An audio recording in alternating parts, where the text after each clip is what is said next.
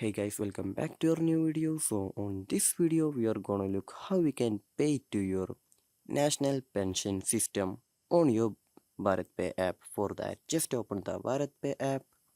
So after that, by logging into your app,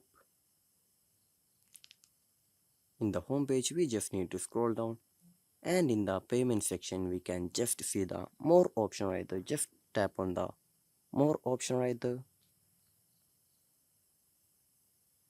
So after tapping on the more option, we can see a lot of options are there. Just scroll down for a bit, and when we scroll down in here we can just see the national pension system section right there. Just tap on that national pension system.